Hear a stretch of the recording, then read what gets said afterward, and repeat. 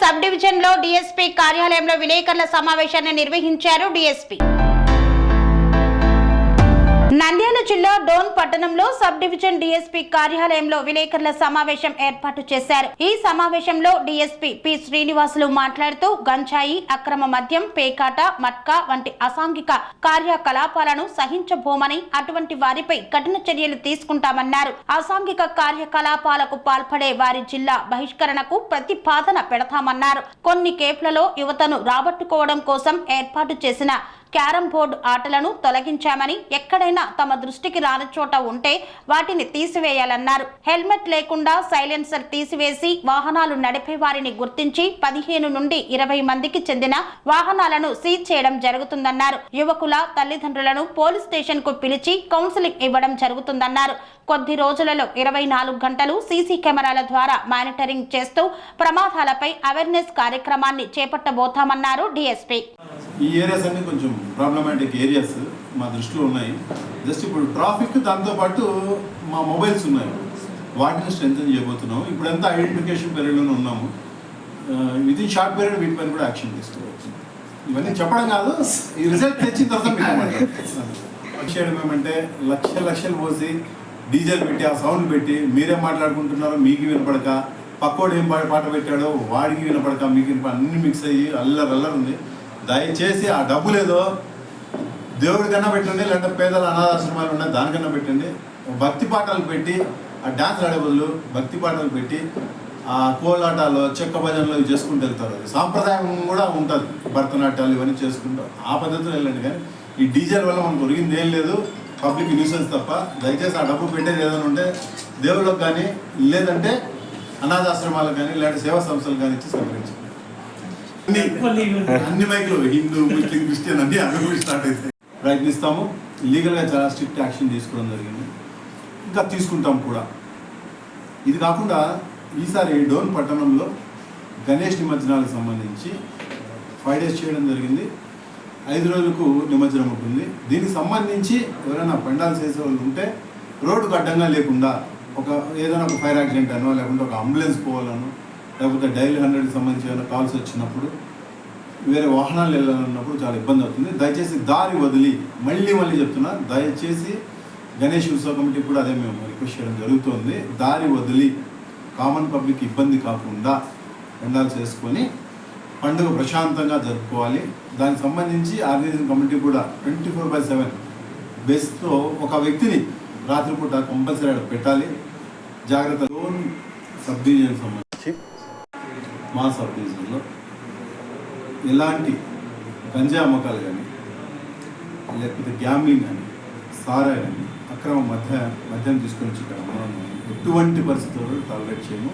దీనిపైన గవర్నమెంట్ నుంచి చాలా స్ట్రిక్ట్ ఇన్స్ట్రక్షన్స్ మాకున్నాయి. లీగల్గా చాలా స్ట్రిక్ట్ యాక్షన్ తీసుకోవడం జరుగుతుంది.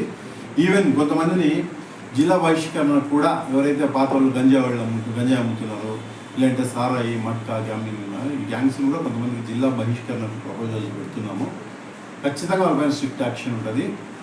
దయచేసి ప్రజలు కూడా, ఎందుకంటే ఒక రాబోయే తరాలు నాశనం అవుతున్నాయి గంజా నుంచి. 1-2 వ్యక్తులు బాగుపడచ్చు, కానీ సమాజం నాశనం అయిపోతుంది. దయచేసి సంబంధించి కొన్ని చోట్ల ఇప్పటికీ ఈ క్యారమ్స్ అనేది బంద్ చేయడం జరిగింది. కొన్ని చోట్ల స్టిల్ ఇంకా కొన్ని హైవేలు అక్కడిక్కడ జరుగుతున్నాయి. వాటికి సంబంధించి మా ఆఫీసర్స్ కూడా ఇన్స్ట్రక్షన్స్ ఇవ్వడం జరిగింది. ఎక్కడున్నా సరే బంద్ చేయమని చెప్తున్నాము. దానిపైన అంటే మేమంతా వచ్చి, టీం అంతా వచ్చి ఒక వారం 10 రోజులు అవుతుంది. వితిన్ 1 week మొత్తం అన్ని కూడా క్లోజ్ చేయడం జరుగుతుంది. ర్యాష్ డ్రైవింగ్లో డైలీ బేసిస్ పైన ఇప్పుడు స్ట్రైక్ డ్రైవింగ్ కావచ్చు, హెల్మెట్లెస్ డ్రైవింగ్ కావచ్చు, పిల్లలు సైలెన్సర్ తీసి వెళ్ళడం కావచ్చు, దీనిపైన ఇప్పుడు సుమారుగా ఒక 15 నుంచి 20 బైకులు సీజ్ చేయడం జరిగింది. తల్లిదండ్రులు కూడా పిలిచి కౌన్సిలింగ్ చేయడం జరిగింది. కొత్తగా సబ్ డివిజన్లో ఏం చేయబోతున్నామంటే ఒక 10-15 రోజుల్లో ప్రొజెక్టర్ స్క్రీన్ పెట్టుకొని యాక్సిడెంట్లు, లైవ్ యాక్సిడెంట్లు ఏం జరిగాయి అవి, తర్వాత వాళ్ళకి ఒక మెసేజ్ ఇచ్చేటట్లు వీడియోస్ చూపిస్తే కనీసం వాళ్ళు హెల్మెట్ పెట్టుకుంటారు. తల్లిదండ్రులు కూడా చూపించడం జరుగుతుంది. పిల్లల్ని జాగ్రత్తగా చూసుకుంటారు.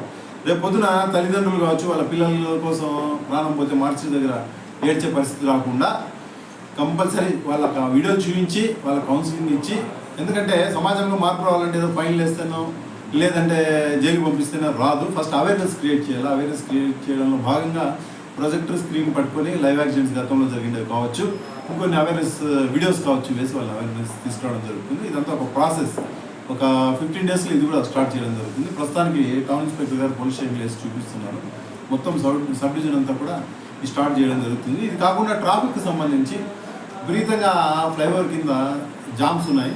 దీనికి తొందరలోనే ఒక 10-15 రోజుల్లో ట్రాఫిక్ ఒకటి ఓపెన్ చేస్తున్నాము. Traffic vehicles with beacon lights, siren, mic, jackets, first aid box, baton ఇవన్నీ పెట్టి ఈ వెహికల్స్ ఒక 4 వెహికల్స్ సబ్ డివిజన్ తీసుకోవడం జరిగింది. అవన్నీ ఇప్పుడు తయారవుతున్నాయి. అది కూడా ఒక 10-15 డేస్లో స్ట్రీమ్ లైన్ చేయడం జరుగుతుంది. కొంచెం ఇంకా బ్రీతింగ్ టైం కావాలి కాబట్టి ఒక 1 మంత్లో అన్నీ కూడా స్ట్రీమ్ లైన్. సార్ పట్టణంలో వరుసగా సో వాటిపైన అంటే రైల్వే జంక్షన్ ఇది కొత్తగా ఈరోజు మనకు ఉన్న సమస్య కదా, చాలా ఏళ్ళ నుంచి ఉంది ఇది. ఈ రైల్వే జంక్షన్కి సంబంధించి ఒక ట్రైన్ నుంచి ఇక్కడ దిగుతాడు, ఇట్లా కొట్టుకుంటాడు, నెక్స్ట్ ట్రైన్కి వెళ్ళిపోతాడు.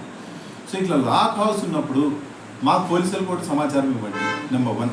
నెంబర్ 2, మీ దగ్గర విలువైన ఏమైనా బంగారం కానీ డబ్బు కానీ ఉంటే మీకు తెలిసిన వాళ్ళ ఇంట్లో పెట్టండి. లేదు నమ్మకం లేదు, బీరోలో మాత్రం పెట్టద్దు.